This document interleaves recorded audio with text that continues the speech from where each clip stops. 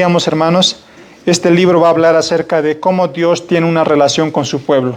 Cuál es el trato que Dios tiene para con nosotros que somos su iglesia. Entonces, les voy a invitar a que puedan ponerse en pie y vamos a leer desde el versículo 14, Oseas capítulo 2, versículo 14, hasta el final, hasta el versículo 23.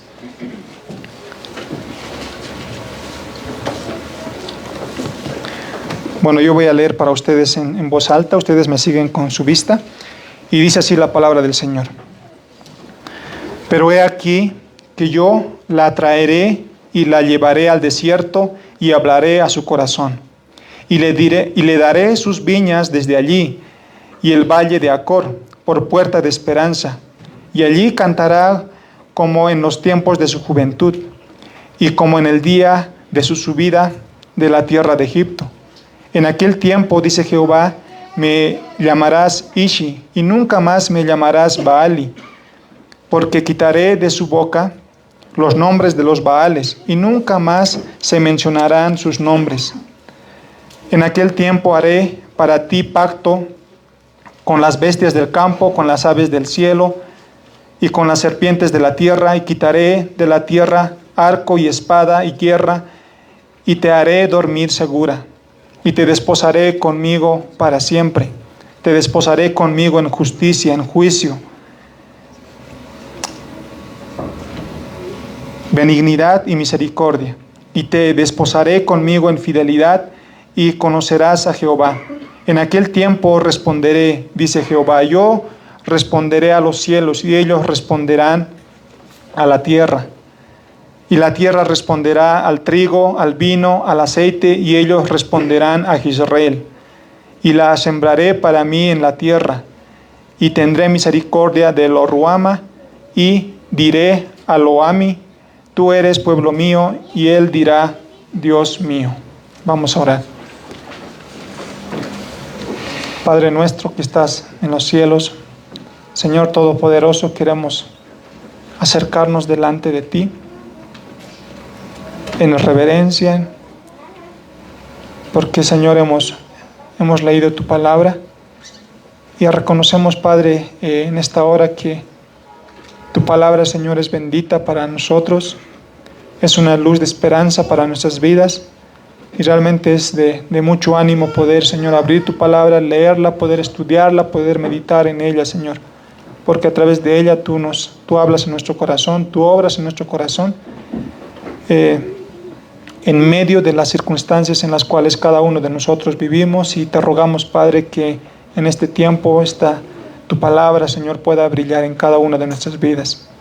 Te pedimos, Señor, que tú brilles, Cristo pueda brillar en este tiempo en cada uno de nosotros, que al salir de este lugar no podamos salir de la misma manera en la que hemos llegado, Señor, sino que podamos salir desafiados, pero también esperanzados, Señor, en lo que tú nos muestras, Señor, en tu palabra. Gracias, Padre, por cada uno de mis hermanos que están en este lugar, escuchando tu palabra. Te pido que tú obres en cada uno de sus corazones, porque tú obras, Señor, de manera particular en cada uno de nosotros. Y gracias, Señor, por aquellos hermanos que también están visitándonos, Señor, en esta noche. En el nombre de Jesús te agradecemos por este tiempo. Amén.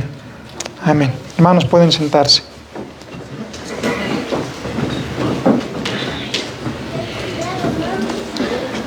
Bueno, ya hace 2 semanas iniciamos el capítulo 2, y solamente para recordarles y también para poder continuar la secuencia que estamos llevando en el capítulo 2 de Oseas, hemos dicho que el capítulo 2 de Oseas está estructurado en 3 partes, ¿ya? En primer lugar hemos visto lo que es el pecado del pueblo de Israel, ya que está representado por Gomer, que es la esposa de Oseas. Entonces, Israel había pecado, el pueblo de Dios había pecado, y es lo que hemos dicho, y representado por la historia de Gomer. Gomer había dicho, yo miré tras mis amantes, yo miré tras mis ídolos, porque ella pensaba que las cosas que tenía le proveía a sus ídolos. Entonces ella estaba cegada por eso, y ella pensaba que todo lo que tenía le proveía a sus ídolos y no a su esposo, sus amantes y no su esposo. Entonces se va, dice, tras sus amantes. Ese es el pecado de Israel, el pecado de la idolatría. Después, la semana pasada vimos acerca del juicio. Ya hay un pecado, después hay un juicio. Dios juzga ya el pecado. Entonces, cuando hablamos de manera particular de aquellos que somos hijos de Dios, esa es la manera también de cómo Dios va a tratar con nosotros. Ya, si hemos pecado como hijos de Dios, somos creyentes, hemos conocido a Cristo, hemos creído en Él, nos hemos arrepentido de nuestros pecados. Si hemos pecado, Dios va a juzgarnos. Pero particularmente en los creyentes ese juicio es temporal. Ese juicio es temporal y es para nuestro bien. Decíamos también que cuando nosotros como su pueblo queremos dar la espalda a Dios, queremos ir tras nuestros amantes o tras nuestros ídolos, en este caso, ya Dios nos protege, Dios pone barreras para nuestro bien, para que nosotros no podamos seguir yendo en esa dirección, dándole la espalda al Señor. Pero cuando viene juicio, les decía, ese juicio es temporal. Para los hijos de Dios ese juicio es temporal y es para nuestro bien. Y lo debemos tomar así. La semana pasada habíamos visto que el juicio de Dios es para volvernos a Dios. Dios nos va a dar un juicio, Dios va a hacer recaer un juicio sobre nosotros que es temporal, pero es para que nosotros nos podamos volvernos a Él. Y volvernos a Él, hermanos, es un propósito bueno. Dios es bueno, estar con Dios es lo correcto, es lo bueno, y Dios no quiere que nos alejemos de Él, sino al contrario, Él quiere que vayamos y nos volvamos a Él. Y una de las cosas que vimos en la semana pasada es que el juicio nos enseña que solo Dios provee todas las cosas. ¿Ya?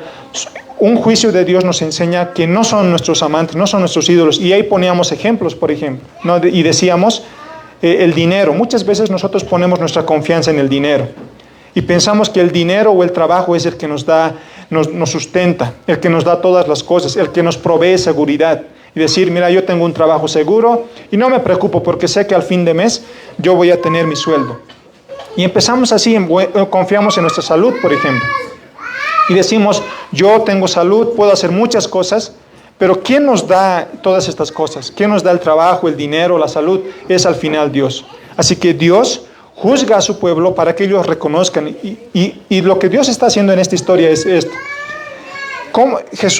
Dios está preguntándose, ¿cómo yo puedo hacer entender a mi pueblo Israel que las cosas que ellos tienen, o sea, la abundancia que Israel tenía en ese momento, en los tiempos del rey Jeroboam II, decíamos, ¿cómo hago para que ellos entiendan que las cosas que tienen no es por sus ídolos, sino es porque yo les he dado? Pero su pueblo, Israel, había utilizado todas estas cosas para idolatrar o para ir tras sus ídolos, para ofrecer, dice, incienso a los Baales.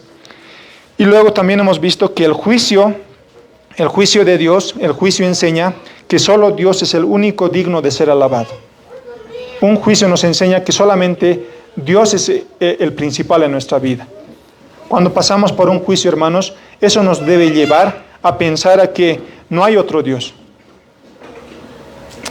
Dios quería hacer entender a su pueblo Israel que no eran sus amantes, que no eran sus ídolos los que les proveían.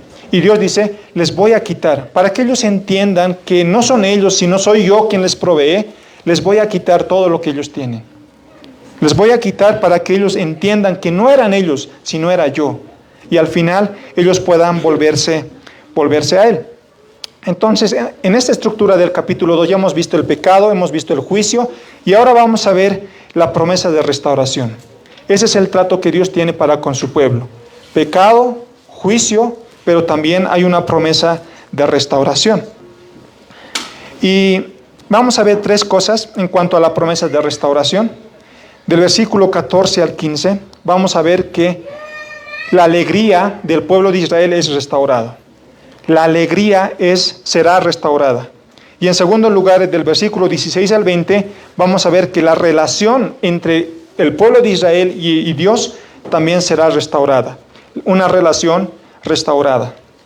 Y en tercer lugar, del versículo 21 al 23, vamos a ver que la bendición también será restaurada.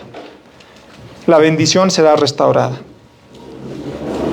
¿Se acuerdan cuando el pueblo de Israel había pecado? ¿Ya? Dios todavía seguía sustentándoles, seguía bendiciéndoles. Pero hay un punto donde Dios dice, mira, les seguía bendiciendo, a pesar de que ustedes adulteraban contra mí, se iban tras sus ídolos, yo seguía bendiciéndoles. Pero ahora ya no, voy a dejar de bendecirles. Pero aquí en estos versículos vamos a ver que también nuestra bendición será restaurada. La bendición para el pueblo de Israel será restaurada. Entonces vamos a ver las promesas o la promesa de restauración. Y el versículo 14 dice, pero he aquí que yo la atraeré y la llevaré al desierto y hablaré a su corazón. En otra versión, en la NBI, por ejemplo, dice este pasaje, por eso ahora voy a seducirla. Me la llevaré al desierto y le hablaré con ternura. La Nueva Traducción Viviente dice, pero luego volveré a conquistarla. La llevaré al desierto y allí la hablaré tiernamente. Entonces, lo primero que nosotros encontramos aquí en este versículo es que el Señor dice, pero aquí yo le atraeré. Esa palabra atraeré también significa la seduciré o la conquistaré. ¿Ya? La conquistaré. Y en este versículo hay tres cosas que hará Dios por su pueblo. Si ustedes se dan cuenta en el versículo 14, va a haber tres cosas que Dios va a hacer por su pueblo. En primer lugar, es seducir, es atraer o es conquistar. En segundo lugar, va a llevarla, dice, al desierto. La voy a seducir a mi pueblo, luego la voy a llevar al desierto, y en el desierto la tercera cosa que Dios va a hacer con su pueblo es que le voy a hablar al corazón. Cuando el pueblo de Dios se aleja de Dios y se va tras sus ídolos, hay una relación rota. Hay una relación rota. Cuando en un matrimonio una pareja o una persona dentro del matrimonio adultera, la relación se rompe. Hay una ruptura en la relación. Pero algo que vemos aquí es que hay alguien que busca una reconciliación. Alguien tiene una iniciativa y es Dios. Cuando hablamos como Dios, como esposo, o que Oseas representa a Dios en esta historia y Gomer representa a Israel, ¿ya? Dios quiere mostrar a su pueblo cómo Él trata, cómo Él los trata y cómo Él los va a tratar en un tiempo futuro. Entonces, hay alguien que toma la iniciativa en la ruptura. Cuando hay una ruptura en una relación matrimonial, y en este caso entre Dios y su pueblo, e Israel, hay una iniciativa de alguien, y es Dios quien da la iniciativa de reconciliación. Después de que Dios haya castigado a su pueblo quitándole todo, para que entiendan que no eran sus ídolos, sino era Dios quien les proveía de todo. Ahora Dios quiere restaurarlos. Dios había visto, Dios había denunciado el pecado de su pueblo, luego los había castigado, les había dado juicio, les había quitado todo, pero ahora los iba a restaurar. Y realmente estas palabras que nosotros encontramos aquí nos debe animar, ¿no? Cuando estudiamos, vamos a estudiar y vamos a ahondar un poquito más, nos va a animar mucho como creyentes y como pueblo de Dios. Dios va en busca de su pueblo. Algo que aquí encontramos es que Dios va en busca de su pueblo para seducirla o para conquistarla, para volverla a conquistar, dice. Como aquel matrimonio en el que la esposa Gomer se había prostituido, dice, había abandonado a su marido y se había ido tras sus amantes. Dios quiere ya que este esposo vaya tras su esposa. Dios quiere que Oseas vaya tras su esposa, que se había apartado de él. Y ese es el carácter que Dios tiene. Dios tiene el carácter de ir en busca de su pueblo, porque es Dios quien toma la iniciativa. Dios quiere que nos volvamos a Él. Dios quiere que nos vayamos donde Él. Y estamos diciendo que Dios nos atrae hacia Él. Dios hace ese trabajo en nosotros. Dios hace que nosotros podamos ir hacia Él. Dios trabaja, obra en nuestros corazones de tal manera que nosotros podamos volvernos a Él. Ahora, el hecho de que seamos salvos, hermanos, es porque Dios nos ha traído a Él. Cuando nosotros, por ejemplo, hemos conocido el Evangelio, hemos escuchado el Evangelio, nos hemos convertido, ¿ya? Nos hemos convertido, si ustedes piensan en el momento de su conversión, no es que nosotros nos hemos convertido o hemos conocido al Señor, sino que al final de cuentas, detrás de todo eso, o detrás del telón, detrás del escenario, es Dios que nos ha seducido. es Dios que nos ha conquistado para que vayamos hacia Él.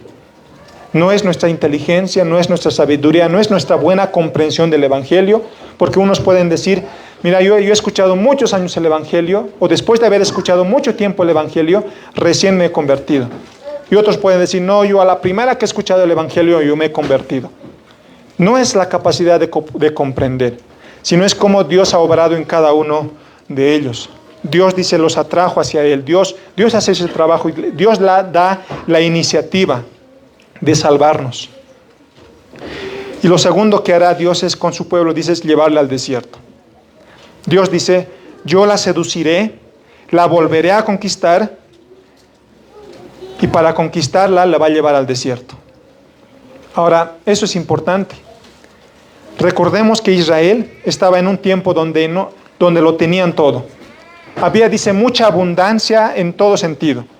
Sus graneros, dice, que estaban llenos de alimentos.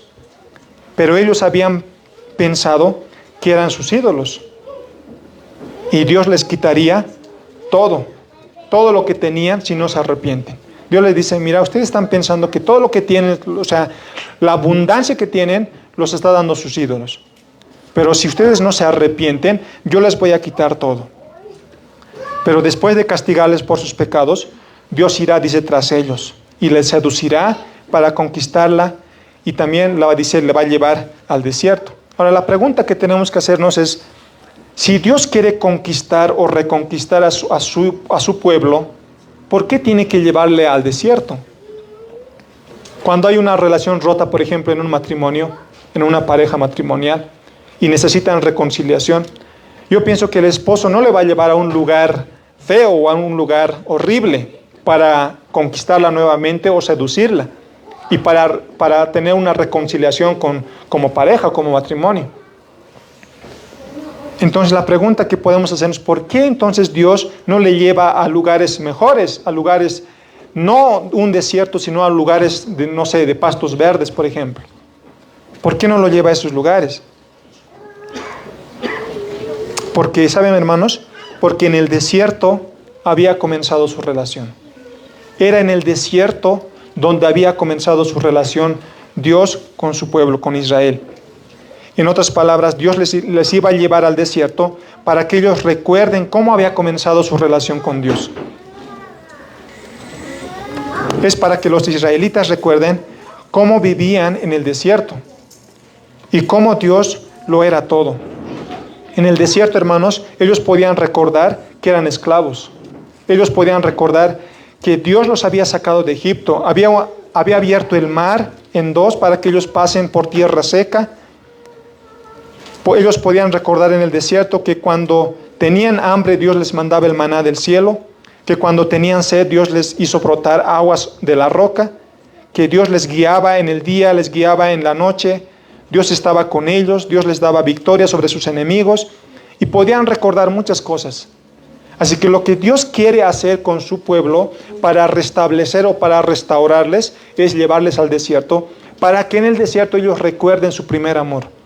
Ellos recuerden cómo Dios los había sacado de la tierra de Egipto.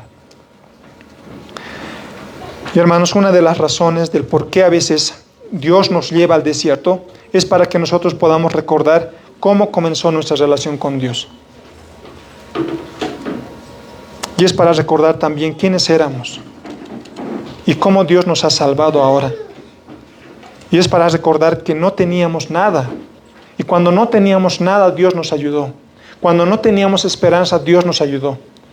Cuando no podíamos encontrar esperanza en ninguna de las cosas, ya ni siquiera en las personas, solamente en Dios. Y muchas veces, hermanos, Dios nos va a llevar a lugares de desierto.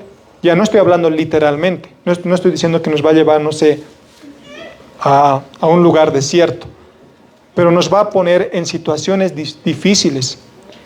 Porque el desierto para Israel no era para que ellos vuelvan al desierto. Su desierto para ellos era la devastación. Era la crisis.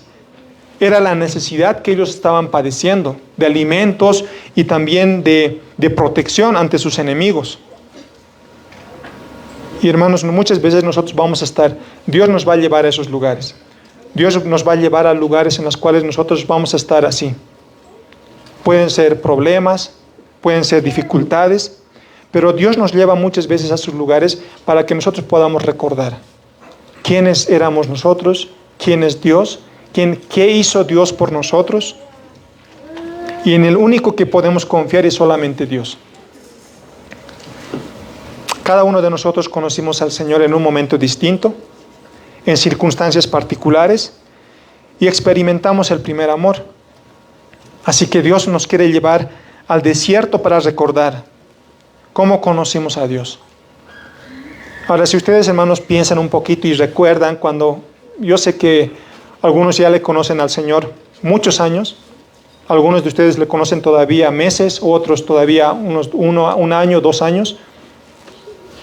Pero quisiera que ustedes puedan meditar en cuando ustedes han conocido al Señor. ¿Cómo era su fe? ¿Cómo vivían? ¿Cómo hacían? ¿Cómo cantaban? ¿Cómo leían su palabra? ¿Cómo oraban? Porque cuando uno conoce al Señor, tiene una hambre de la palabra del Señor. Tiene una sed, ¿no? Y quiere leer. Y quiere conocer más. Porque en ese momento quiere conocer más a su Señor, quien lo ha salvado. Canta al Señor todo el tiempo. Quiere compartir el Evangelio a otras personas sin miedo, sin temor, sin vergüenza. Podíamos leer la Biblia todo el tiempo. Podíamos involucrarnos en todas las actividades de la iglesia. Estábamos ahí, éramos los primeros en estar. Y podíamos estar activos ahí, trabajando, gozosos, felices, diciendo en qué te ayudo, en qué hago, yendo allá, involucrarme en las cosas de la iglesia. En ese tiempo Dios era todo para nosotros. Yo sé que para ustedes era igual, porque también para mí era así. Pero si ustedes se dan cuenta, después de años, ese fuego que había dentro de nosotros se va apagando. Hay un decaimiento espiritual. Pero también, otra cosa que también quiere el Señor que nosotros recordemos en el desierto, bueno, otra cosa que Dios va a hacer en el desierto es, dice, hablarnos al corazón. Va a obrar en nuestro corazón. Y hermanos, aquí podemos decir que vale la pena. Vale más vivir en el desierto con Dios. Israel estaba en la tierra prometida, tenía abundancia, donde era una tierra en la que fluía leche y miel, o sea, tenía protección, Dios los protegía, pero ellos, por tener tanto, se habían olvidado de Dios, el principal, quien los había dado todo eso. Entonces, para ellos era mejor vivir en el desierto con Dios que en la tierra prometida sin Dios, que en la tierra prometida estar distraídos en otras cosas.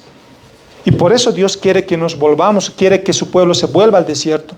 Porque en el desierto su pueblo puede decir, necesito a Dios. Si tenía hambre podía pedir a Dios y Dios le daba. Pero cuando muchas veces lo tenemos todo, nos olvidamos de pedir. Nos olvidamos de orar al Señor y pedir algo, porque ya lo tenemos todo.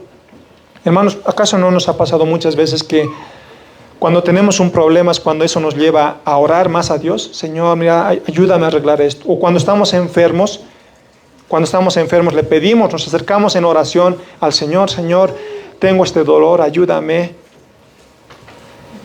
Pero cuando estamos sanos, no oramos. Cuando no tenemos problemas, no oramos. Y muchas veces pasa así. Y el pueblo de Israel había pasado así. En la tierra prometida lo tenían todo, pero se habían olvidado de Dios.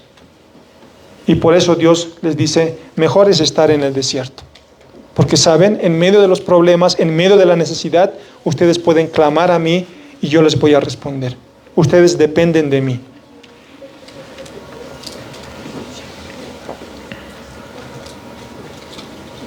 Por eso Dios quiere que para restaurar su relación con su pueblo, ellos vayan al desierto. El desierto hace recordar que es Dios quien provee todo. De alimento, de vestimenta, es Dios que nos cuida. Es Dios que nos libra del enemigo. Es Dios que está en medio nuestro.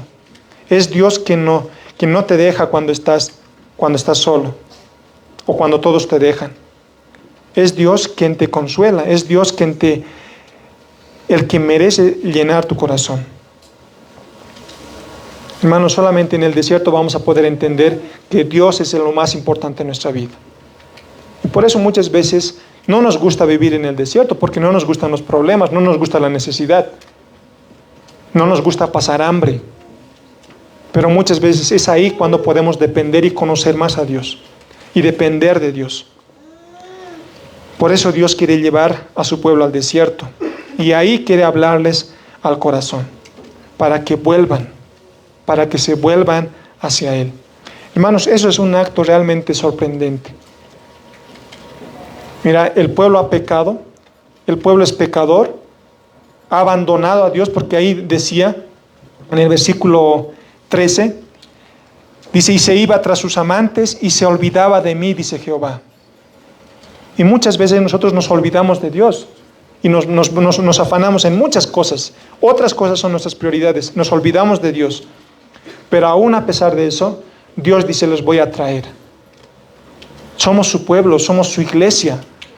Y Él dice, nos va a traer. Yo los voy a traer en amor. Y los voy a llevar al desierto y ahí los voy a hablar a su corazón. De tal manera que ellos puedan cambiar, puedan transformarse. De tal manera que ya no puedan ellos ir tras sus amantes, sino puedan volverse a mí. Y el versículo 15 dice, y le daré sus viñas desde allí, y el valle de Acor por puerta de esperanza. Y allí cantará como en los tiempos de su juventud, y como en el día de su subida de la tierra de Egipto. Cuando Israel recuerde de quién es Dios y qué es lo que Dios hizo por ellos, ellos, dice, se volverían y se arrepentirían, porque los atraerá. Bueno, muchas veces de nosotros tenemos familiares. Bueno, los días miércoles, por ejemplo, cuando compartimos con nuestro grupo de oración, en los grupos que me ha tocado, siempre pedimos por algún familiar no convertido, ¿no? Y decimos, quisiera que mi hermano o mis padres se conviertan, conozcan al Señor, ¿no? Y algo que yo les digo a ellos es en el tiempo del Señor. Es en el tiempo del Señor. Nosotros debemos seguir hablándoles, pero al final no somos nosotros, sino es Dios. Es en el tiempo del Señor, es cuando el Señor realmente seduzca su corazón. Y es cuando ellos van a poder venir aquí, van a poder venir a los pies del Señor. Cuando ellos, dice, se arrepientan, se van a volver porque Dios los va a traer. Y cuando eso pase, dice, lo que Dios les quitó, ya anteriormente Dios les había quitado todo, había devastado la tierra, dice, los voy a devolver sus viñas, voy a devolver aquello. Entonces, hermano, por eso decía, hermanos, el juicio de Dios es temporal para aquellos que son suyos. Dios nos va a quitar, pero luego nos va a devolver. Dios nos va a dar después. ¿Se acuerdan? La semana pasada daba el ejemplo de Job. Job lo había perdido todo, pero al final, ¿cómo termina la historia de Job? Tiene más de lo que tenía. Y ahí Job puede decir, de oída solamente te había conocido. Pero ahí conoce más profundamente Job al Señor. Y muchas veces Dios quiere que lo conozcamos más profundamente. Y Dios muchas veces tiene el derecho de poder quitarnos cosas con el propósito de que le conozcamos más a Él. Dice, les voy a devolver sus viñas y el valle de Acor por puerta de esperanza. El valle de Acor. El valle de Acor significa el valle de los problemas o de las dificultades. ¿Ya? Dice que el valle de los problemas o de las dificultades, el Señor los convertirá en la puerta de esperanza para Israel. Ahora, Oseas hacía referencia a una historia que ha pasado antes, en los tiempos de Josué, ¿ya? Y esta historia, que yo quisiera que lo puedan leer en su casa, se encuentra en Josué capítulo 7, ¿ya? Josué capítulo 7. Ustedes lo pueden leer. Ahora, el valle de Acor era un lugar donde sucedió un acontecimiento desastroso. El valle de Acor era un lugar donde pasó algo terrible a la familia de una persona por el pecado de esa persona. Un hombre llamado Acán había tomado cosas que no debía. había tomado lo que Dios los había dicho que no tomasen de las naciones extranjeras. El pueblo de Israel conquistaba, ¿ya? Pero este hombre había tomado cosas que no debía, ¿ya? O sea, había dicho, estas cosas son más importantes o son buenos, mejor de lo que Dios me ha dicho a mí que no los tome. Entonces, este hombre lo que hace es más o menos escoger entre lo que Dios dice y entre lo que realmente creo que él cree que vale la pena. ¿Ya? Estamos hablando de oro, de cosas así importantes. Pero Dios tiene que castigarlos. Y Dios los castiga. Acán había tomado esas cosas de las naciones extranjeras y lo había escondido debajo de su tienda, dice la historia. Ustedes lo van a leer en sus casas. Ahora, nadie del pueblo sabía que este hombre había tomado y lo había ocultado debajo de su tienda. Nadie sabía. Pero ustedes saben, hermanos, que nada puede esconderse a los ojos de Dios. Dios sabía quién lo había tomado y quién lo había hecho. Y emite un juicio sobre Israel. Israel había pagado las consecuencias de este hombre. Porque dice que en ese tiempo subieron, dice, a ver la ciudad de Jai para conquistarla. Ya dice que se podía ir, incluso dice, los que fueron a ver esa tierra, volvieron, dice, y dijeron, no necesitamos que todo el pueblo suba allá.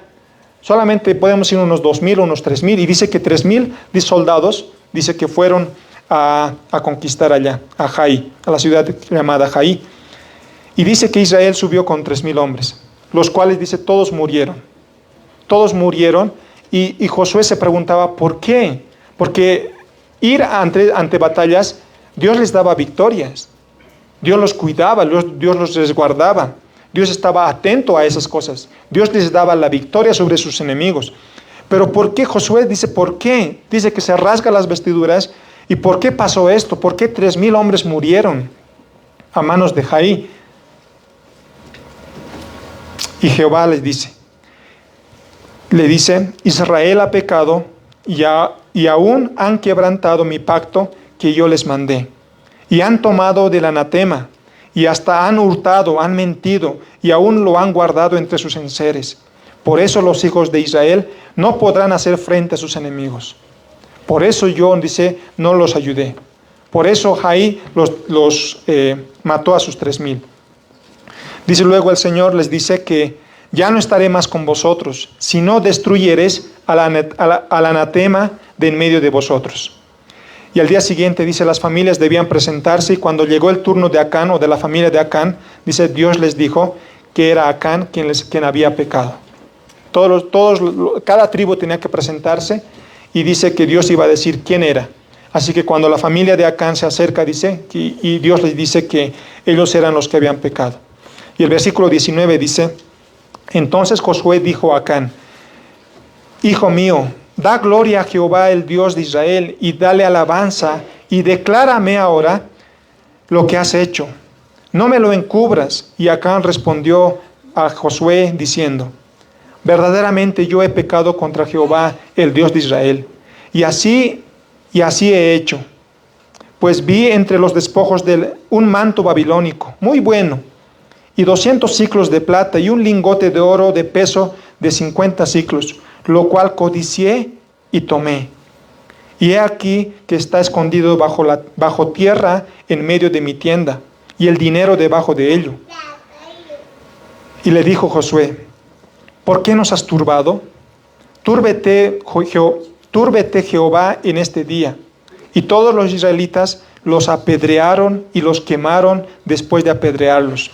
Y levantaron sobre él un gran montón de piedras que permanece hasta hoy. Y Jehová se volvió del ardor de su ira, y por esto aquel lugar se llama el Valle de Acor hasta hoy. Entonces ese valle realmente era parte del juicio de Dios por la idolatría de este hombre. Este hombre había idolatrado las cosas materiales, como decía ahí, el oro, cosas preciosas según este mundo, pero Dios los castiga. ¿Y cuál es el castigo que ellos reciben? Ellos dicen que son apedreados, toda su familia, sus animales, sus hijos, todo lo que tenían, dice que son apedreados, son muertos y luego son quemados, son consumidos. Ahora esta historia para el pueblo de Israel era conocido. Para el profeta, ahora el profeta Oseas está diciendo que Israel se había ido tras sus ídolos. Ellos merecían juicio. ¿Se dan cuenta? Lo que pasó en este valle de Acor era por causa de la idolatría, porque ha preferido otras cosas antes que a Dios, y Dios los fulmina. Dios los elimina a toda la familia. Y es un castigo muy fuerte sobre lo que ha pasado en ese lugar. Pero ahora Oseas está diciendo que este pueblo de Israel también ha pecado, se ha ido tras sus amantes, ha abandonado a su esposo, a Dios, y se ha ido en pos de sus ídolos. Ellos también merecían juicio de parte de Dios.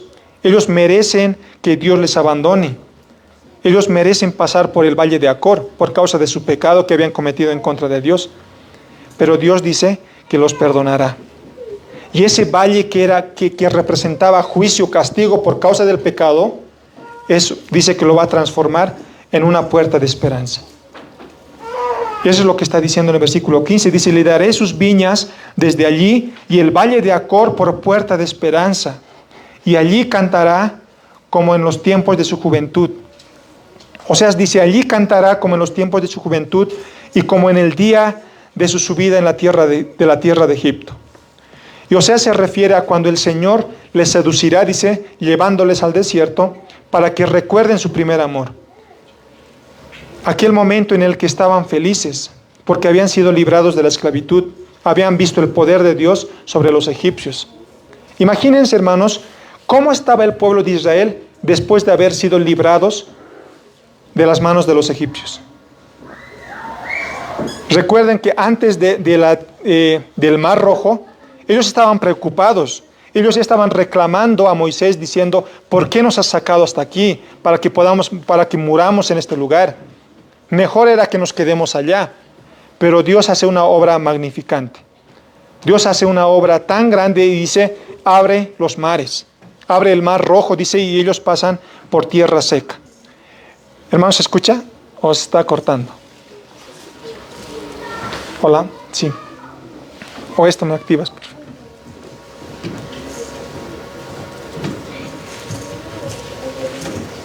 Ya, creo que sí, ahora sí. Entonces, imagínense, hermanos, Israel está a las orillas, Dios abre el Mar Rojo, lo abre en dos y ellos pasan por tierra seca. Y después dice que el ejército egipcio está viniendo y Dios cierra los mares. Imagínense cuando ellos ven los cadáveres de los egipcios que están muertos, ya no hay más enemigos, ellos han sido librados, ya no son más esclavos, sino son libres. Ellos están felices, ellos están cantando. Yo quisiera que nos vayamos a Éxodo. No lo están proyectando aquí los versículos, pero vámonos a Éxodo. Y vamos a ver esa escena. Y por qué Oseas también hace referencia a eso. Éxodo capítulo 14.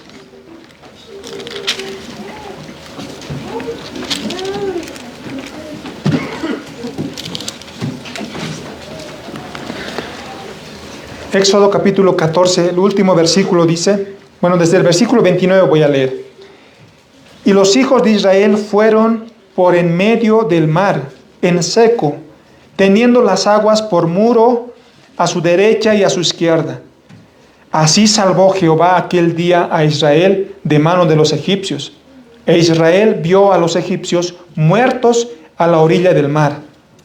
Y vio Israel, dice, ¿no? Y vio Israel aquel grande hecho que Jehová ejecutó contra los egipcios. Y el pueblo temió a Jehová y creyeron a Jehová y a Moisés su siervo.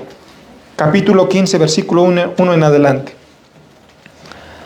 Entonces cantó Moisés y los hijos de Israel este cántico. Ustedes ven, hermanos, la conexión. Ellos han visto toda la obra de Dios que hizo por ellos en su salvación. Y como resultado a eso, el pueblo de Israel y Moisés dice que cantan. Entonces cantó Moisés y los hijos de Israel este cántico a Jehová y dijeron: Cantaré yo a Jehová porque ha magnificado grandemente, se ha magnificado grandemente. Ha echado en el mar al caballo y al jinete. Jehová es mi fortaleza y mi cántico, y ha sido mi salvación. Este es mi Dios, y lo alabaré, Dios de mi Padre, y lo enalteceré. Jehová es varón de guerra, Jehová es su nombre. Echó en el mar a los carros de Faraón y su ejército, y sus capitanes escogidos fueron hundidos en el mar rojo. Los abismos los cubrieron, descendieron a las profundidades como piedra. Tu diestra, oh Jehová, ha sido magnificada en poder. Tu diestra, oh Jehová, ha quebrantado al enemigo. Y con la grandeza de tu poder has derribado a los que se levantaron contra ti. Enviaste tu ira, los consumió como a hojarasca. Y así, hermanos, ustedes pueden continuar. Ustedes en su casa pueden continuar todo el cántico de Moisés. Pero ustedes ahí pueden entender que el pueblo de Israel estaba feliz. Él estaba contento a tal punto que ellos empezaron a cantar a Dios en gratitud a aquel poder que Dios ha mostrado para con sus enemigos. Ahora, hermanos, Dios también quiere llevarnos al desierto para recordarnos, o para que nosotros podamos recordar cuando nos salvó. Y cuán felices éramos en ese tiempo al saber que éramos salvos por gracia. Hacíamos muchas cosas. En ese tiempo era nuestro primer amor. Y Dios quiere llevarnos otra vez ahí. Y a veces nos podemos sentir, como hace un momento decía, nos podemos sentir apagados espiritualmente. Que ya no tenemos muchas ganas de leer la Biblia como creyentes. O ya no tenemos muchas ganas de orar o venir a la iglesia. Venir a la iglesia muchas veces se vuelve a veces difícil. Enseñar la palabra del Señor a veces nos da ya flojera. Y podemos mencionar muchas cosas. Pero sabes, hermano, Dios quiere que te vuelvas a Él. Dios quiere que te arrepientas de los pecados que están apagando tu espíritu, y Dios quiere que recuerdes tu primer amor. De aquel día de tu salvación, el día de tu bautismo, por ejemplo. Hace semanas llevamos en el grupo de curso de membresía el bautismo. Y yo les decía, ¿por qué es importante asistir a un bautismo? Al año, en enero, vamos a tener bautismos. ¿Por qué yo les animaría, hermanos, a ustedes para que participen? Yo sé que ningún familiar de ustedes se va a bautizar, probablemente. Pero ¿por qué es importante que nosotros participemos como creyentes? Y yo les decía, porque en ese momento recordamos cuando nosotros nos hemos bautizado. Recordamos cuando nosotros hemos creído al Señor. Y recordamos cómo el Señor nos ha salvado. Y eso nos trae mucho ánimo y estamos felices de poder compartir ese momento. Muchas veces Dios nos quiere llevar al desierto para recordar esas cosas. ¿Quiénes éramos? Para que nos podamos volver a Él. Pero un día, hermanos, Dios va a restaurar por completo la alegría de su pueblo, cuando estemos con Él por la eternidad. Pero también no solamente va a restaurar su alegría, su gozo, sino que también Él va a restaurar su relación con su pueblo.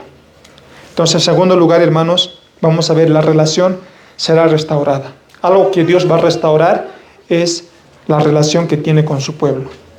Versículos 16 y 17 dice: En aquel tiempo, dice Jehová, me llamarás Ishi, y nunca más me llamarás Baalí, porque quitaré de su boca los nombres de los Baales, y nunca más se mencionarán sus nombres.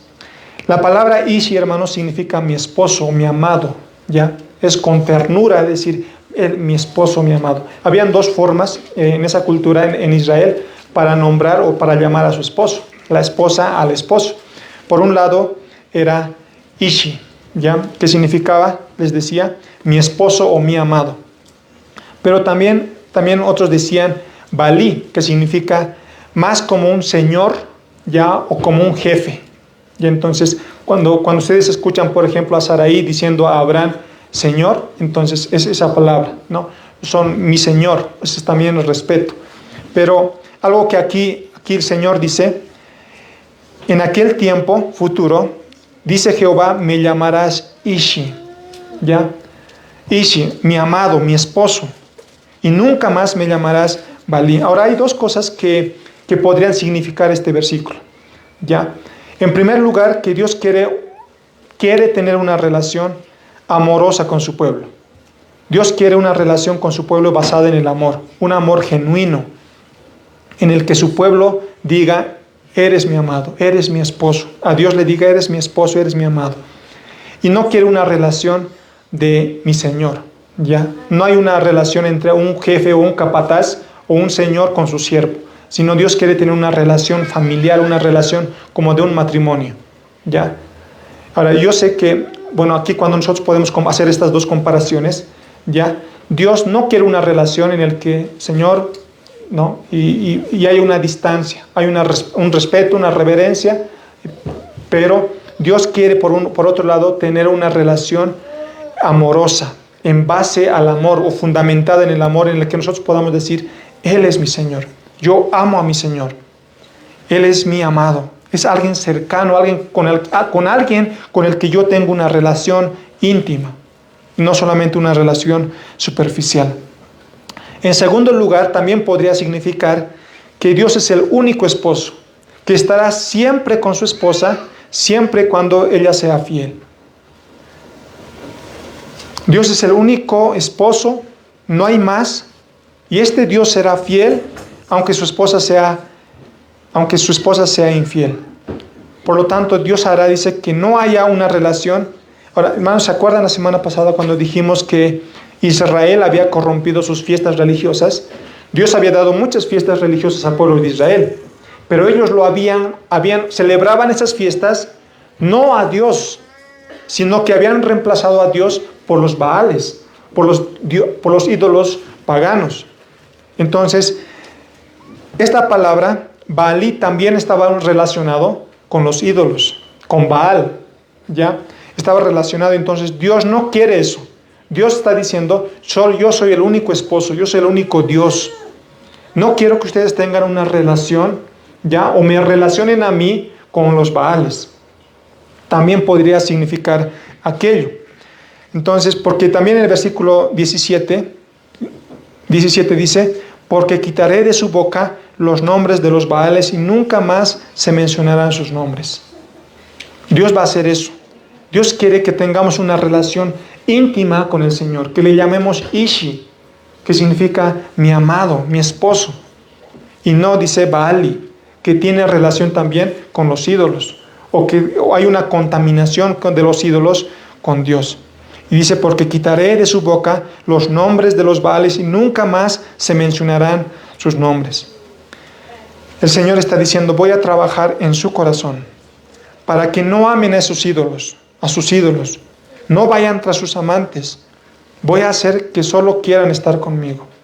Yo voy a obrar de esa manera para que ellos estén solamente conmigo. Y esa es la relación que Dios quiere con su pueblo. Una relación basada en el pacto sobre el amor.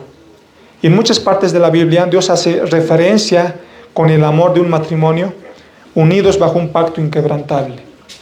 Dios enseña que su relación con su pueblo es semejante a la relación que un matrimonio, esposo y esposa, tienen y entran en un pacto inquebrantable.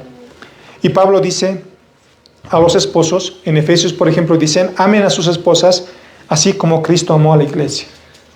Y el matrimonio debe funcionar en base al amor. Dios no quiere que un matrimonio funcione en base, a otras cosas que no sea amor. Porque es la manera como Dios también tiene una relación con su pueblo, que es en base al amor. En base al amor. No es en base al temor, no es que si no estoy con Dios entonces me va a ir mal. No, entonces yo tengo que, no, sino que esa relación pueda funcionar en base al amor. Hermanos, ustedes pueden imaginarse una relación matrimonial, digamos, yo he escuchado a personas ya que están casados por el hijo.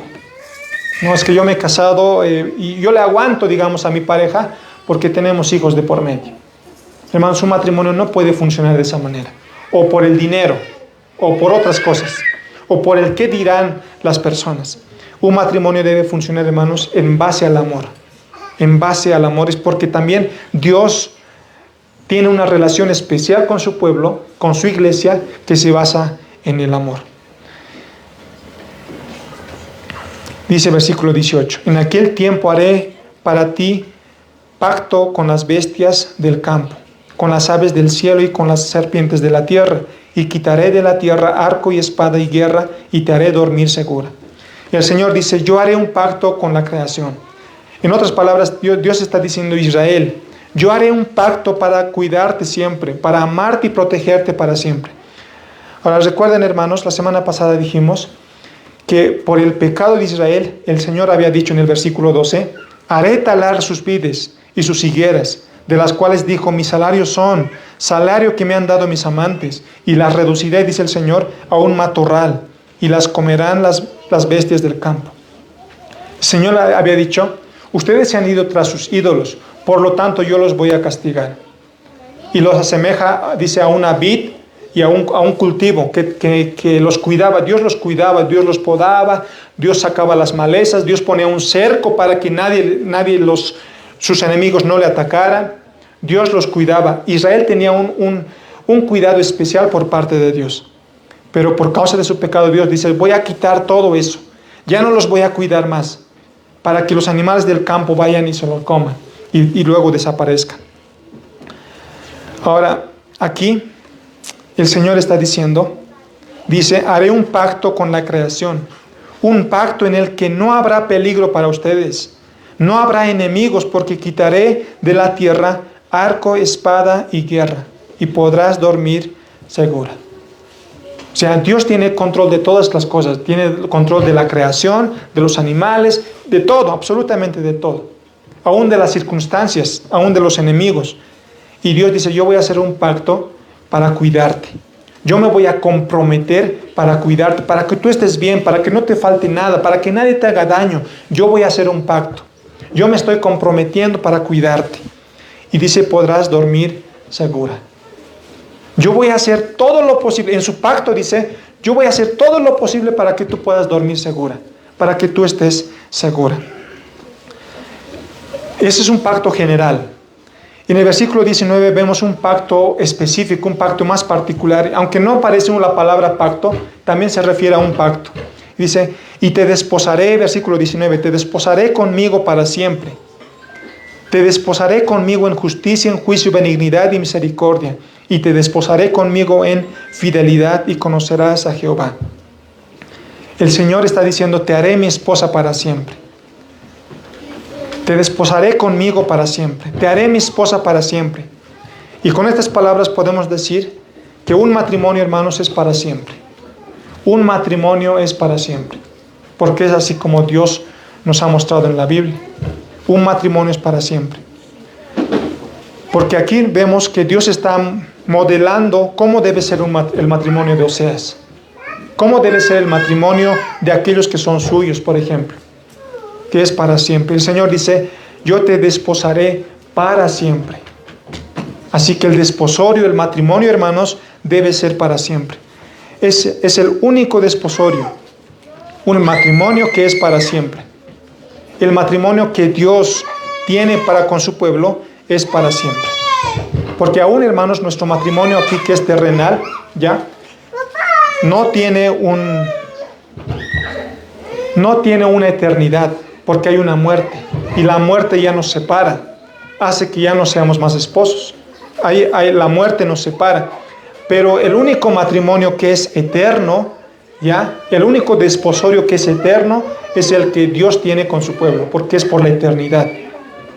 Dice, te desposaré conmigo en justicia, juicio, benignidad y misericordia. Y te desposaré conmigo en fidelidad, y conocerás a Jehová. Este es como un segundo pacto que hace más específico, como les decía, donde el Señor 3 veces dice, te desposaré conmigo. Tú serás mi esposa, tú serás mi esposa. Yo te voy a desposar conmigo. En justicia, juicio, benignidad, misericordia y fidelidad. Ahora estas palabras se refieren a lo que el Señor dará como una dote, dice, por su esposa.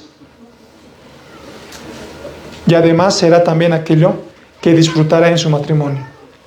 En base a estas cosas, dice, yo te voy a tomar como esposa. En base a mi justicia, en base al juicio, benignidad, misericordia. Y es como cuando una pareja se casa, decimos, yo prometo respetarte, yo prometo amarte en la salud y en la enfermedad. ¿Se acuerdan, hermanos, ustedes si han ido a una boda? Van a poder escuchar en los votos matrimoniales ya estas palabras. Yo prometo aquello. ¿No? Entonces empezamos a decir nuestros votos. Y es similar a lo que Dios está haciendo. Dios está dando sus votos y dice, yo voy a tratar con ustedes, o yo voy a dar, dice, mi justicia, juicio, benignidad, misericordia y fidelidad. Estos serán mis tratos, esto es lo que yo voy a pagar para que ustedes sean mi esposa.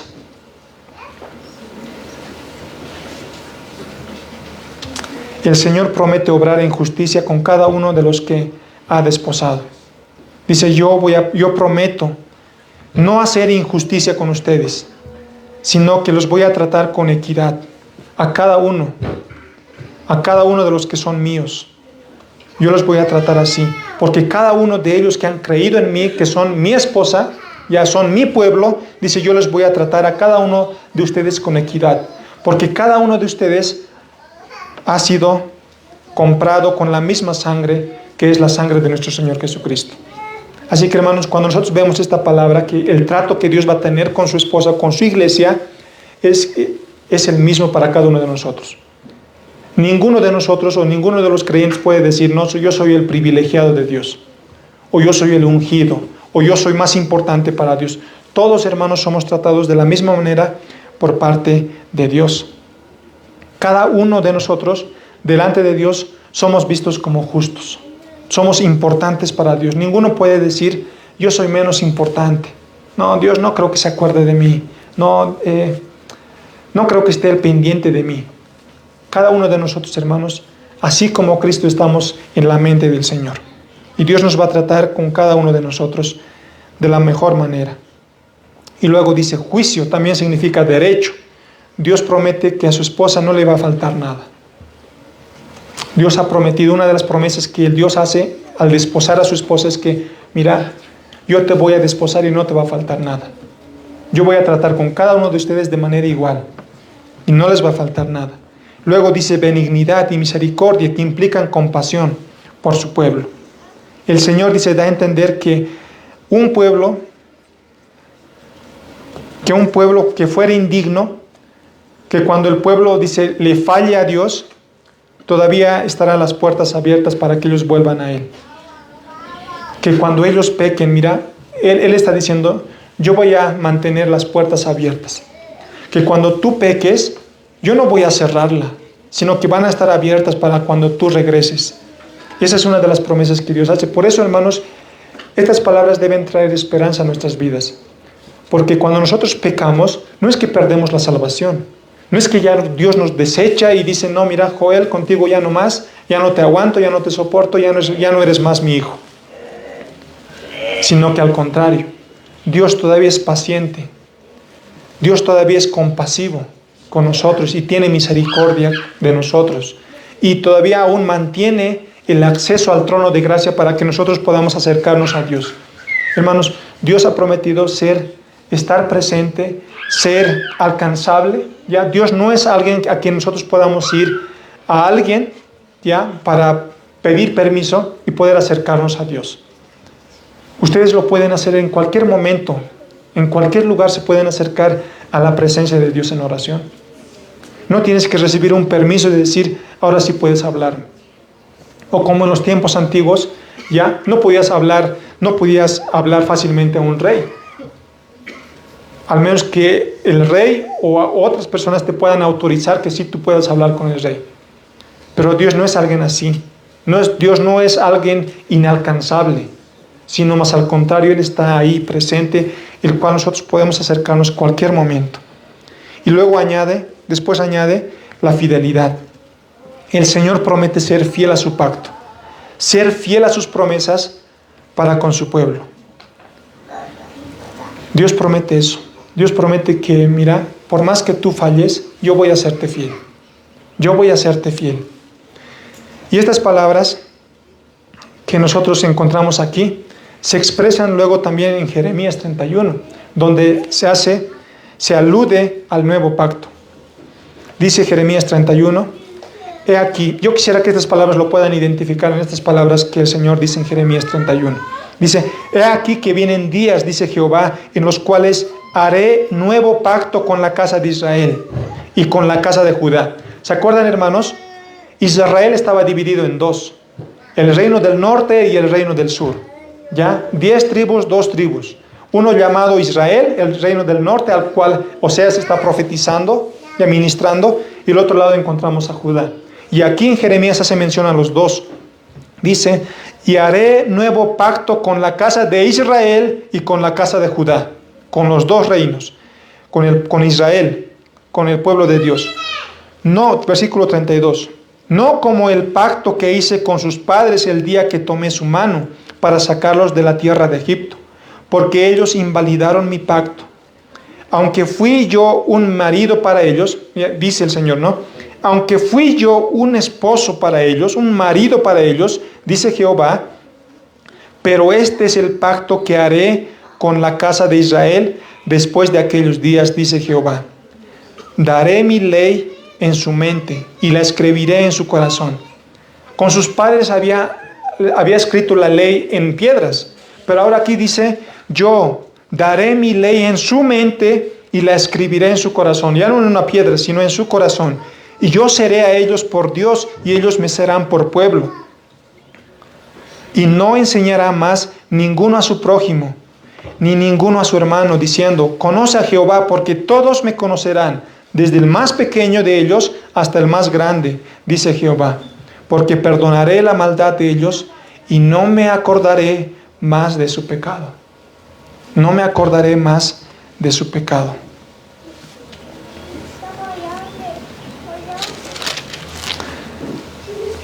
El versículo 20 decía, y te desposaré conmigo en fidelidad y conocerás a Jehová. Y conocerás a Jehová. Y aquí leíamos eso, ¿no? Todos, porque todos, dice, me conocerán. Desde el más pequeño de ellos hasta el más grande, dice Jehová, porque perdonaré la maldad de ellos y no me acordaré más de su pecado. Todos me conocerán. Y esa era la manera como Dios iba a tratar. Esa es la manera que dice, yo haré un nuevo pacto. Yo los voy a desposar. Yo los voy a amar. Yo me voy a olvidar. Cuando ustedes pequen, dice, yo me voy a olvidar de sus pecados. Porque va a traer arrepentimiento en nuestras vidas. Pero una de las cosas que también va a ser restaurada, dice, será la bendición. ¿Ya? Será bendición. La alegría va a ser restaurada. Ellos ya tendrán gozo, ya no será tristeza su vida. Pero también su relación va a ser restaurada. Va a tener una relación, dice, más íntima. El nuevo pacto hará con ellos. Y luego dice que la bendición también va a ser restaurada. Versículo 21. En aquel tiempo responderé, dice Jehová, yo responderé a los cielos y ellos responderán a la tierra. Y la tierra responderá al trigo, al vino y al aceite. Y ellos responderán a Jezreel. En aquel día Dios, dice, va a restaurar su bendición a su pueblo. Cuando vimos el pecado de Israel, Dios había traído juicio para ellos. Y dice que Israel había sido asolada por la sequía. No caía, dice, en ese tiempo ni una gota de agua. Antes del exilio, ¿ya? Antes del exilio de los asirios, ellos, dice, la tierra estaba asolada, era un desierto. ¿Se acuerdan? Ellos tenían abundancia, pero por causa de su pecado Dios los tiene que castigar y dice que hubo una gran sequía. Ni una gota de agua, dice, cayó. Ahora el Señor, dice, Él muestra su gobierno y autoridad sobre los cielos. Dice, en aquel día, el versículo 21, no sé si hay un ruido que, no sé si se puede apagar. ¿Está bien? Ya. El versículo 21 dice, en aquel día responderé, dice Jehová, yo responderé. Dice, el Señor va a hablar a los cielos y los cielos van a hablar a la tierra. ¿Ya? Y la tierra va a hablar, dice, a la semilla. Y la semilla va a hablar o va a ordenar que crezca la planta o crezca la semilla. Y ahí nosotros podemos ver cómo el Señor tiene gobierno y tiene autoridad sobre las cosas, sobre los cielos. Y este es el proceso en el que vemos un proceso en el que, donde inicia es Dios. Dios a veces ha dicho, yo voy a quitar todo, yo voy a devastar la tierra por causa de su pecado. Pero ahora yo voy a ordenar a los cielos para que lluevan. Y cuando lluevan, dice, sobre la tierra, dice, la tierra va a ordenar a la semilla que crezca. Que crezca. Y al vino y al aceite, y ellos responderán a Jezreel. Y en el capítulo 1 habíamos visto que el nombre Jezreel había una comparación al pueblo de Israel en anunciar la infidelidad o la idolatría del pueblo de Israel. ¿Se acuerdan? Era uno de los hijos de Oseas. Oseas tenía 3 hijos, ¿ya? Jezreel era el primero, era el primogénito. Pero Jezreel significaba, era el nombre de un lugar en el que había pasado algo catastrófico, ¿ya? Como parte del juicio de Dios por la idolatría, por la infidelidad del pueblo de Israel.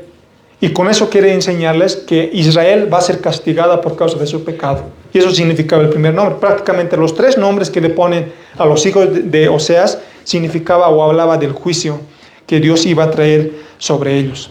Hablaba sobre que ellos eran infieles y ellos iban a ser castigados. Pero aquí dice que todas esas cosas, Dios va a hablar a los cielos va a llover sobre la tierra va a hablar a la semilla, va a ordenar a la semilla para que crezca, dice, y haya abundancia. Y esta abundancia, dice, ellos responderán a Jezreel. En un momento en el que Jezreel también significa esparcidos, ¿ya? Dice aquí, ellos también van a ser bendecidos abundantemente. Lo que Dios está haciendo es, está transformando una situación. Aquellos que aquel que no tenía esperanza, Dios dice, yo les voy a dar esperanza. Porque yo, ahora que estamos en el nuevo pacto, ahora que yo voy a tener una relación eterna con ustedes, yo les voy a desposar conmigo para siempre, dice el Señor, que ahora sí yo les voy a dar abundancia. Yo voy a hacer todo para que esta abundancia, ustedes sean bendecidos abundantemente. Versículo 23. Y la sembraré para mí en la tierra, y tendré misericordia de lo Ruama, y diré a lo Amí, tú eres pueblo mío, y él dirá, Dios mío. Dice, ellos responderán a Jezreel. Como les decía, Jezreel significa dispersos, y puede ser utilizado también en el sentido negativo, como hemos visto en el versículo 4 y 5 del capítulo 1. Pero también era una palabra utilizada para describir el esparcimiento de una semilla, que era sembrar. Y aquí el Señor promete una gloriosa redención, ya, del nombre Jezreel. Jezreel, el hijo primogénito, iba a ser redimido. Iba a ser castigado inicialmente en el capítulo 1, pero en el capítulo 2 le está diciendo, él va a ser redimido. Él va a ser bendecido con abundancia. Aquel nombre Jezreel, que era un recordatorio o una señal de juicio para Israel, ahora se va a convertir en una promesa. Dice, la sembraré para mí en la tierra. Dios está diciendo, Dios restaurará a su pueblo. Dios está diciendo, yo voy a restaurar a mi pueblo, que le he puesto por nombre Jezreel. Yo los voy a restaurar y les voy a dar abundancia y misericordia. La dispersión va a ser transformada, dice, en siembra. Luego dice, tendré misericordia de lo Ruama. El segundo hijo de Oseas era una niña. Fue llamada lo Ruama, que significa la no compadecida. O de la que decía, no me voy a compadecer de ella. Eso significaba. Y era una palabra de juicio. Israel era idólatra, por lo tanto Dios dice, ponle por nombre lo Ruama, porque yo no me voy a compadecer de ella. No me voy a compadecer de Israel en cuanto a su pecado.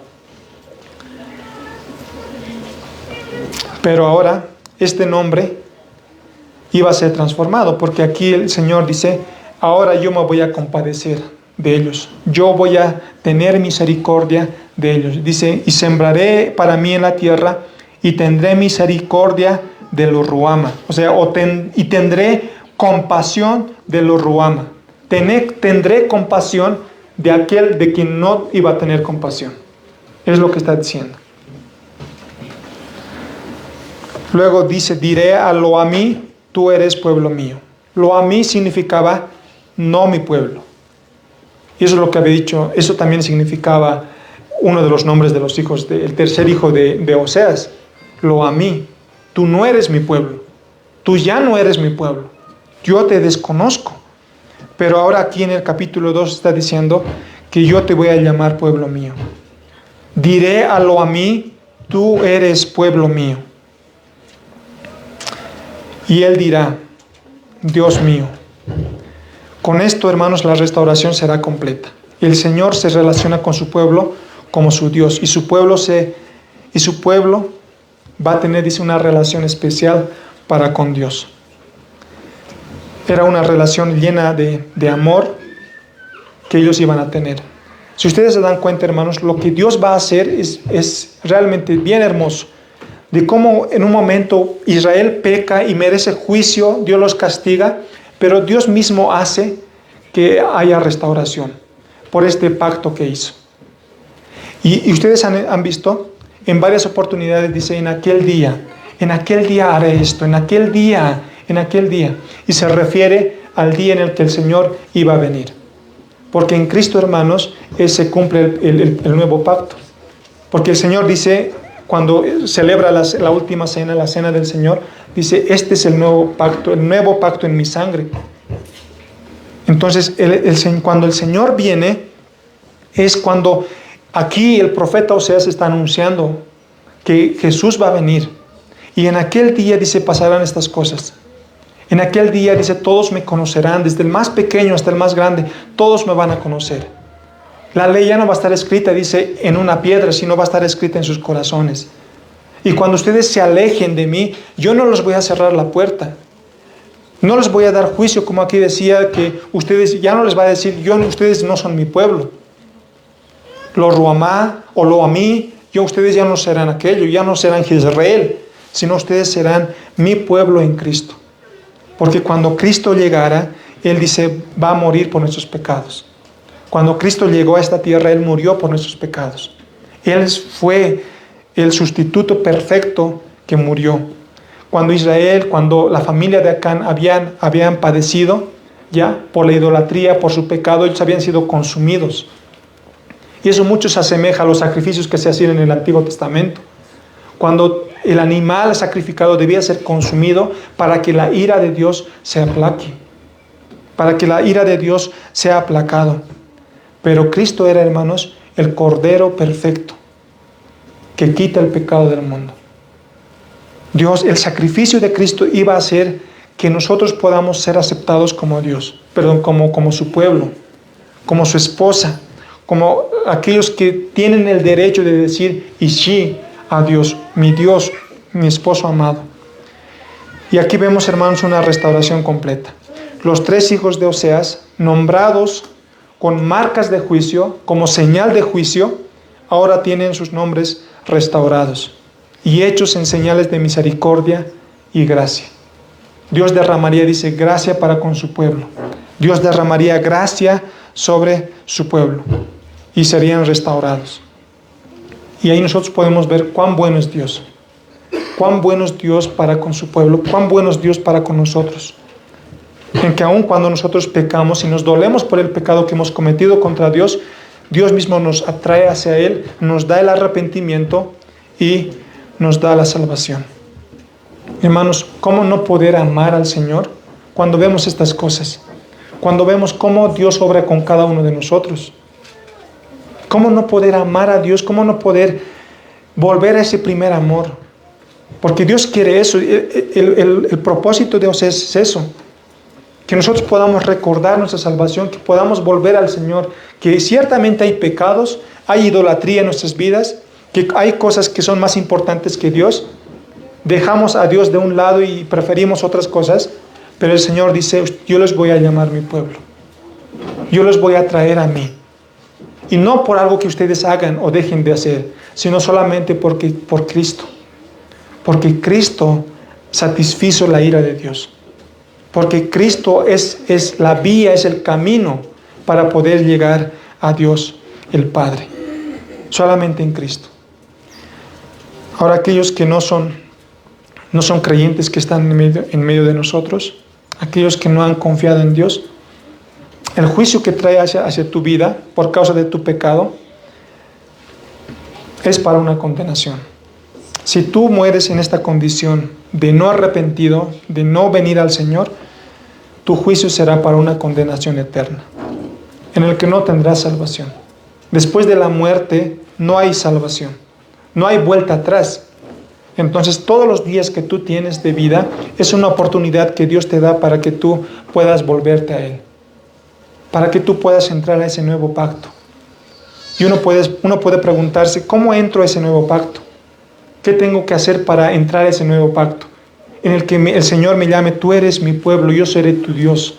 ¿Cómo puedo entrar a una relación así amorosa, personal con Dios? En arrepentimiento y fe. Cuando tú confías en Cristo, crees que Cristo ha muerto en la cruz del Calvario y por otro lado te arrepientes de tus pecados, tú vas a poder ser parte de la esposa de Cristo, del pueblo de Dios. Y así vas a poder disfrutar de todas las bendiciones que Dios tiene para su pueblo, para su iglesia. Y hermanos, nosotros que ya somos creyentes por muchos años, tal vez por mucho tiempo o poco tiempo, pero ya somos creyentes, hermanos, como la semana pasada decía, debemos buscar ir al desierto. Debemos buscar ir al desierto. Sé que nadie quiere ir al desierto. Quiere pastos verdes, quiere abundancia, no quiere preocupaciones, quiere tenerlo todo. Pero cuando tenemos todo es cuando nos olvidamos de Dios. Y como creyentes a veces necesitamos ir al desierto para acordarnos de Dios, para que podamos depender de Dios, para que Dios sea todo en nosotros y podamos apreciar más las cosas que Dios nos ha dado. Entonces, hermanos, realmente espero que sea de mucho ánimo estas palabras que el Señor nos ha mostrado, cómo Dios trata con nosotros. Si hay pecado con su pueblo, Dios los va a castigar. Pero su castigo, su juicio es temporal, porque al final Él nos va a restaurar para nuestro bien, para santificarnos para Él. Vamos a orar. Padre nuestro, gracias por este tiempo, gracias por tu palabra, gracias por estas palabras realmente que son de mucho ánimo para nuestra vida. Poder saber, poder recordar cómo tú tratas con nosotros. Tú tratas de una manera especial. Muchas veces es dolorosa, pero es por nuestro bien, porque es una muestra de que somos importantes para ti. Es una muestra de que tú nos amas y lo haces por nuestro bien, Señor. Y también te queremos pedir, Padre, que perdones nuestro pecado, porque reconocemos que muchas veces te hemos dejado de lado a ti. Otras cosas han sido más importantes que tú. Y perdónanos, Señor, por eso. Perdónanos porque muchas veces incluso hacemos cosas para ti pensando en otras cosas, Señor. Y tú has sido misericordioso, tú has sido compasivo para con nosotros. En no darnos un juicio tan terrible, Señor, como en aquellos tiempos. Porque nos encontramos acogidos a este nuevo pacto, Señor. Que para aquellos que era un futuro, para nosotros ya es un pasado, Señor. Cristo ya ha pagado por todo aquello que nosotros hemos hecho delante de ti. Toda la inmundicia que hemos cometido en contra de ti. Y aún todavía lo vamos a cometer, aunque no queremos, Señor. Pero mientras estemos en este mundo, en este lado de la eternidad, Señor, seguimos teniendo luchas, tentaciones, batallas. Y te pedimos, Señor, que nos ayudes a poder vencerlas, a salir victoriosos de esas tentaciones, de tal manera, Señor, que podamos confiar completamente en ti, depender completamente de ti, en ti. Que podamos hacer cada cosa, pequeño o grande, Señor, pensando en ti, buscar agradarte antes que a los hombres. Ayúdanos, Señor, a ser una iglesia en la que podamos buscar honrarte en todo lo que hacemos. Ayúdanos a poder disfrutar de nuestra comunión como hermanos, porque somos tu pueblo. Tú tratas con cada uno de nosotros de manera igual. Poder saber que cada uno de nosotros somos tan importantes, Señor. Y tú nos atiendes, Señor, con esa importancia. Vas a proveer cuando necesitemos. Vas a cubrirnos cuando cuando sintamos el desamparo, tú vas a estar ahí, Señor, y realmente gracias por eso. En el nombre de Jesús queremos agradecerte por este tiempo, por tu palabra, y tu palabra, Señor, pueda seguir obrando en nuestros corazones para enseñarnos más, Señor. Gracias, Padre, en los méritos de Cristo Jesús te agradecemos y te pedimos esto. Amén, amén, amén.